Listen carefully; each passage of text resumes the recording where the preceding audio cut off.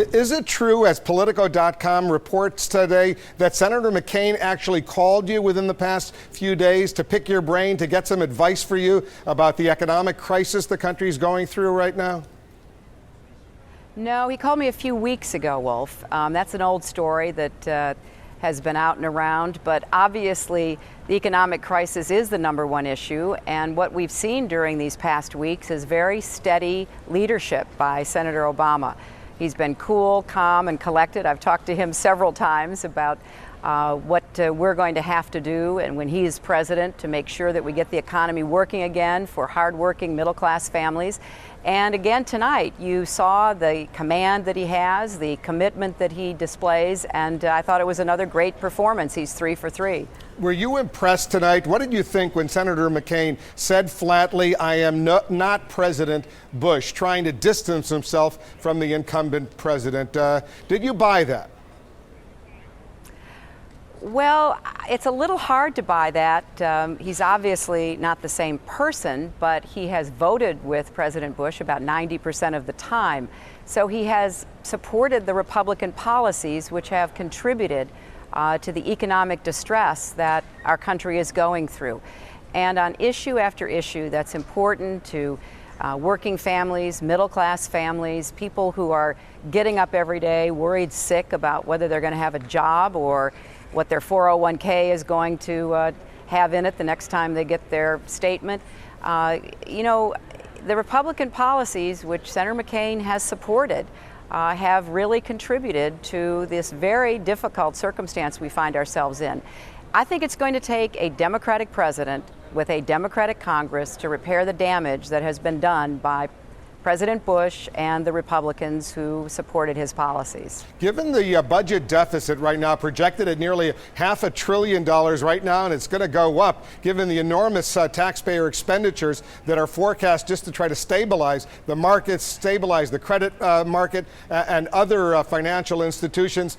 These candidates were asked by Bob Schieffer to tell us what they're going to have to scale back on as far as their promises to the American people are concerned, and they really didn't tell us that. Is it realistic to think, for example, that Barack Obama, if elected, can do exactly what he's been saying he would do, given the enormous financial struggle the country is going through right now? Well, I think what you've heard Barack say is that we're going to have to prioritize. You know, I've lived through this, Wolf. I mean, the day after the election in 1992, the first Bush administration announced that the deficit was going to be much greater than they had ever admitted before.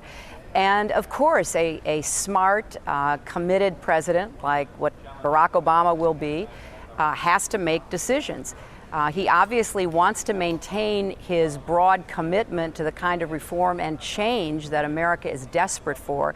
But he knows, he's pragmatic, he is smart, that he's going to have to, figure out how to navigate through this enormous economic challenge that is going to be waiting for him on January 20th. I have a lot of confidence in his ability. I have a lot of confidence in his running mate and the team that they are putting together, and I know that he's going to make very good decisions for our country. What was it like, Senator Clinton, for you personally to sit in this audience at Hofstra University out on Long Island and watch these two men debate, knowing that you were oh so close, you could have been up there yourself? Well, first of all, I was thrilled that I was at Hofstra University on Long Island. I'm very proud of the university and really happy that this third debate took place in New York.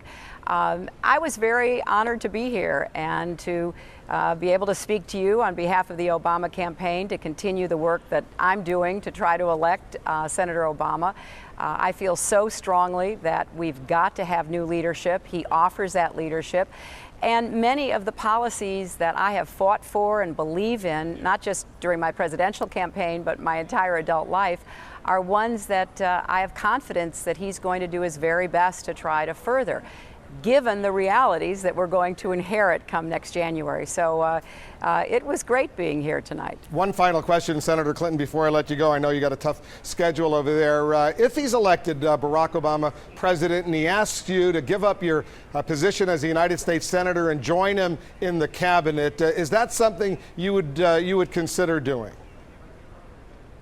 Well, I really want to stay a senator. I am committed to being in the Senate working with President Obama, I think we have a real chance to break the gridlock, get things done, start progress going again in America, and I want to be part of that in the Senate. And one of the lessons that I took away from my husband's administration is don't take senators out of the Senate. You need every Democratic senator that you possibly can have.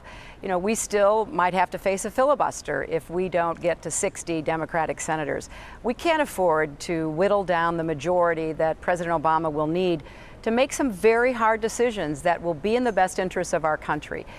So I am looking forward to being a senator, continuing my lifelong work to try to come up with ways that will help every person live up to his or her God-given potential. And I'm excited about working with President Obama on health care, energy, and all of the other important matters before our nation.